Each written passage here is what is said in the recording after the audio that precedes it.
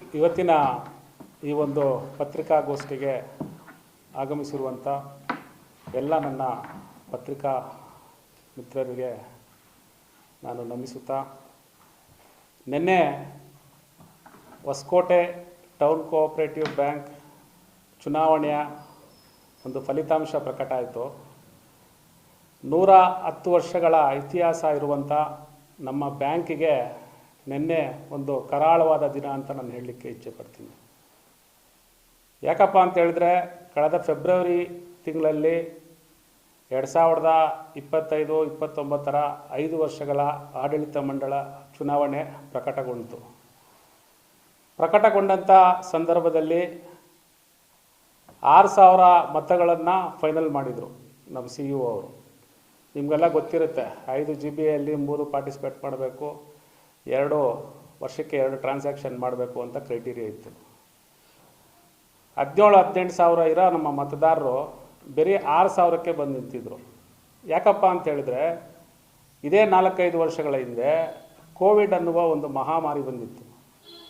ಅಂಥ ಒಂದು ಸಂದರ್ಭದಲ್ಲಿ ಜನಗಳು ತಮ್ಮ ಪ್ರಾಣವನ್ನು ಉಳಿಸ್ಕೊಳ್ಳೋದೇ ಕಷ್ಟ ಆಗಿತ್ತು.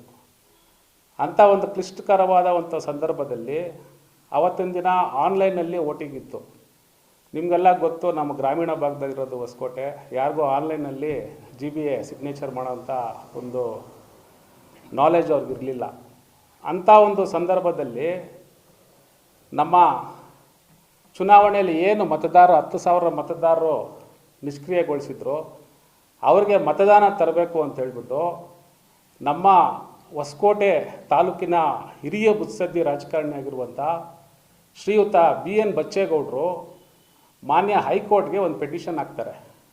ಈ ಥರ ಕೋವಿಡ್ ಬಂದಂಥ ಸಂದರ್ಭದಲ್ಲಿ ಷೇರ್ದಾರರು ವೋಟ್ ಮಾಡೋಕ್ಕಾಗಲಿಲ್ಲ, ಅವ್ರಿಗೆ ಒಂದು ಮತದಾನದ ಹಕ್ಕನ್ನು ನೀಡ್ರಿ ಅಂತ ಹೇಳ್ಬಿಟ್ಟು ಒಂದು 4-5 ಜನ ಪೆಟಿಷನ್ಗೆ ಹೋಗ್ತಾರೆ ಹೈಕೋರ್ಟ್ಗೆ ಹೋದಂಥ ಸಂದರ್ಭದಲ್ಲಿ ಮಾನ್ಯ ಹೈಕೋರ್ಟು ಹೌದು ಇದರಲ್ಲಿ ಒಂದು ಸಾರಾಂಶ ಇದೆ ಅಂತ ಹೇಳ್ಬಿಟ್ಟು ಒಂದು 5,000 ಜನಕ್ಕೆ 5 ಪೆಟಿಷನಲ್ಲಿ ವೋಟಿಂಗ್ ಪವರನ್ನು ಕೊಡ್ತಾರೆ.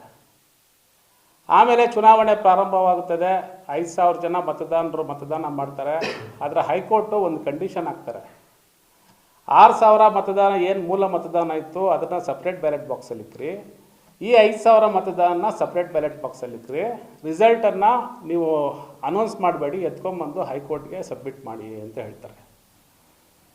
2 ಚುನಾವಣೆ ಅವತ್ತು ಫಲಿತಾಂಶ ಬಂದಾಗ ನಾವು ಬುಕ್ಸಲ್ಲಿ ಎಲ್ಲ ಬರ್ಕೊಂಡಿದ್ದೀವಿ. 2 ಕೌಂಟ್ ಮಾಡಿದಾಗ 6,000 ವೋಟ್ ಆಗಿರ್ಬೋದು, 5,000 ವೋಟ್ ಕೌಂಟ್ ಮಾಡಿದಾಗ ನಮ್ಮದು 7 ಸೀಟ್ ಬರುತ್ತೆ, ಅವ್ರದ್ದು 6 ಸೀಟ್ ಬರುತ್ತೆ.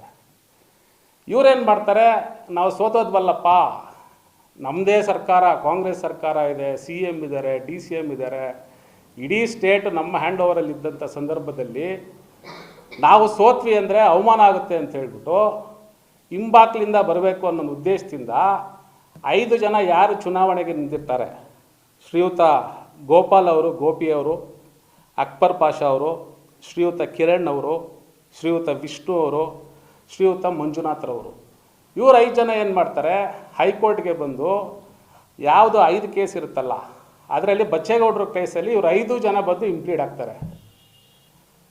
ಇಂಪ್ಲೀಡ್ ಆಗ್ಬಿಟ್ಟು ಇವರೇನು ಮಾಡ್ತಾರೆ, ಇಲ್ಲ ಬಚ್ಚೇಗೌಡರು ಹಾಕಿರೋ ಪೆಟಿಷನ್ನು ತಪ್ಪು, ಬ್ಯಾಂಕ್ ಅವರು ಏನು 6,000 ವೋಟ್ ಫೈನಲ್ ಮಾಡಿದ್ದಾರೆ ಅದೇ ಫೈನಲ್ಲು, ಈ 5,000 ವೋಟನ್ನು ಯಾವುದೇ ಕಾರಣಕ್ಕೂ ಮಾನ್ಯ ಮಾಡಬೇಡ್ರಿ ಅಂತ ಹೇಳ್ಬಿಟ್ಟು ಮಾನ್ಯ ಉಚ್ಚ ನ್ಯಾಯಾಲಯಕ್ಕೆ ಬಂದು ಈ 5 ಜನ ಬಂದು ಪೆಟಿಷನ್ ಹಾಕ್ತಾರೆ. ಪ್ರಜಾಪ್ರಭುತ್ವದಲ್ಲಿ 5,000 ಜನ ವೋಟ್ ಹಾಕಿದ್ದಾರೆ ಟೌನ್ ಕೋಆಪರೇಟಿವ್ ಬ್ಯಾಂಕ್ಗೆ. ತಿರ್ಗಾ ಇವರೇ ಯಾರು ಚುನಾವಣೆಗೆ ನಿಂತಿದ್ದೀರಾ ಇವರೇ ಬಂದ್ಬಿಟ್ಟು ಇಲ್ಲ ಅದನ್ನು ಮಾನ್ಯ ಮಾಡಬೇಡ್ರಿ ಅಂತ ಹೇಳ್ಬಿಟ್ಟು ಸೀನಿಯರ್ ಕೌನ್ಸಿಲ್ನ ಇಟ್ಟು ವಾದ ಮಾಡ್ತಾರೆ.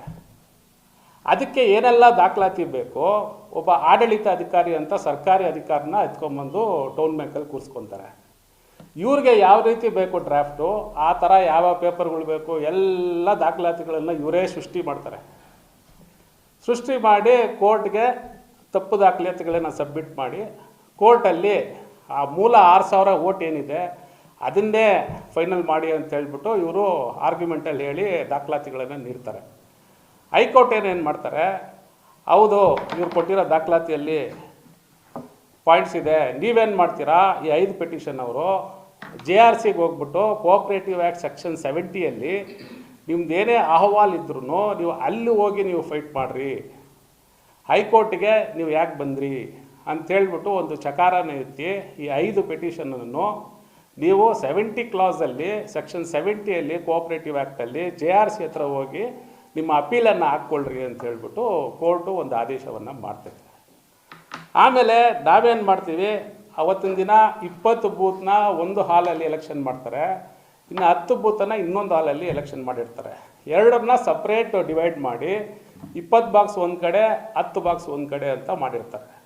ನಮಗೆ ಅವತ್ತು ಚುನಾವಣೆಯಲ್ಲಿ ನಾವೇನು ಮಾಡ್ತೀವಿ, ಎಲ್ಲ ನಮ್ಮ ಏಜೆಂಟ್ಸ್ಗೆ ಒಂದೊಂದು ಬುಕ್ಕನ್ನು ಕೊಟ್ಟು ಅಲ್ಲಿ ಏನೆಲ್ಲ ಮತದಾನ ಆಗುತ್ತೆ ಎಲ್ಲ ಬರ್ಕೊಳ್ರಿ ಅಂತ ಹೇಳ್ಬಿಟ್ಟು ಈ ಬುಕ್ಕಲ್ಲಿ ಎಲ್ಲ ಬರ್ಕೊಂಡ್ವಿ ನಾವು. ಸೊ ನಮ್ಮ ಹತ್ರ ಏನು ಮಾಡ್ತಾರೆ, ಅಲ್ಲಿ ಗ್ರಾಫ್ ಶೀಟಲ್ಲಿ ಸೈನ್ ಹಾಕ್ಸ್ಕೊತಾರೆ, ಇಷ್ಟಿಷ್ಟು ಓಟ್ ಆಗಿದೆ ಅಂತ ಹೇಳ್ಬಿಟ್ಟು ಸೈನ್ ಹಾಕ್ಸ್ಕೊಂಡು ಇದ್ದೀವಿ.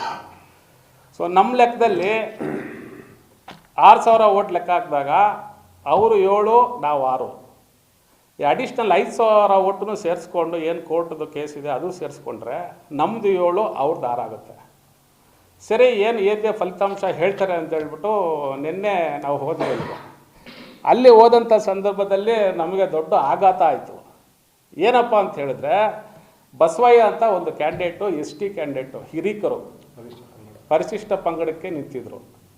ಅವ್ರದ್ದು 2-3 ಬೂತಲ್ಲಿ ಏನು ಮಾಡಿದ್ದಾರೆ, ಇವ್ರಿಗೆ ಬಂದಿರೋ ಓಟನ್ನು ಆಪೋಸಿಟ್ ಯಾರಿದ್ದಾರೆ ಕ್ಯಾಂಡಿಡೇಟು ಅವ್ರಿಗೆ ಬಂದಂಗೆ ನಿನ್ನೆ ಅನೌನ್ಸ್ ಮಾಡಿದ್ರು. ನಾವೇನು ಮಾಡಿದ್ವಿ, ಸೀರಿಯಸ್ ಆಗಿ ಅಬ್ಜೆಕ್ಷನ್ ಮಾಡಿದ್ವಿ.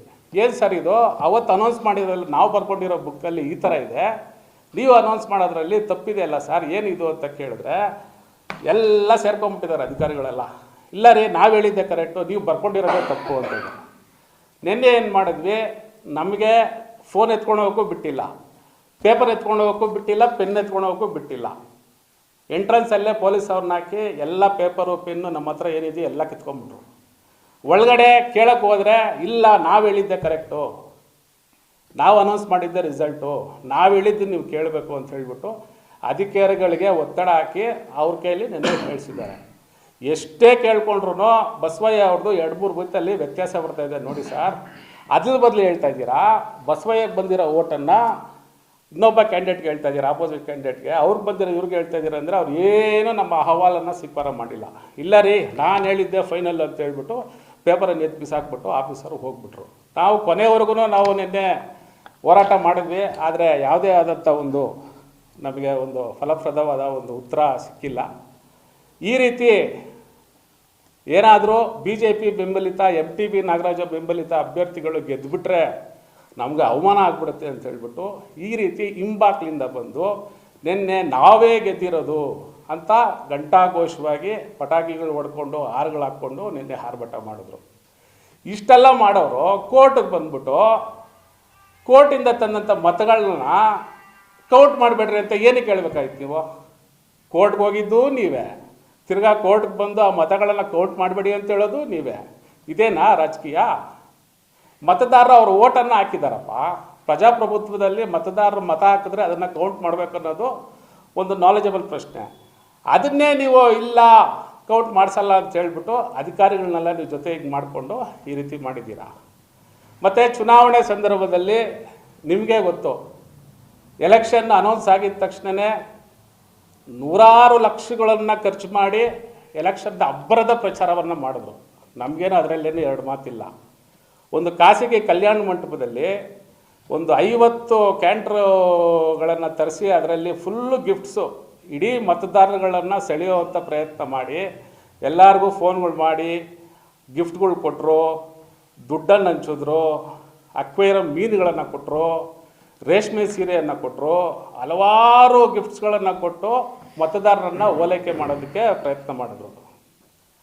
ಅಷ್ಟೆಲ್ಲ ಮಾಡಿನೂ ಜನ ನಮಗೆ ಮತ ನೀಡಿದ್ದಾರೆ ಅಂತ ಹೇಳ್ಬಿಟ್ಟು ಅವರು ಹತಾಶೆಯಿಂದ ಈ ಒಂದು ನಿರ್ಧಾರವನ್ನು ತಗೊಂಡು ಏನು ಗ್ರಾಫ್ ಶೀಟ್ ಇದೆ ಆ ಗ್ರಾಫ್ ಶೀಟನ್ನೇ ಚೇಂಜ್ ಮಾಡಿದ್ದಾರೆ. ಅಂದರೆ 2-3 ಗ್ರಾಫ್ ಶೀಟನ್ನು ಚೇಂಜ್ ಮಾಡಿದ್ದಾರೆ. ನಾವು ಬರ್ಕೊಂಡಿರೋ ಲೆಕ್ಕದಲ್ಲೂ ಅಲ್ಲಿಗೂ ಅಜಗಜಾಂತರ ವ್ಯತ್ಯಾಸ ಇದೆ.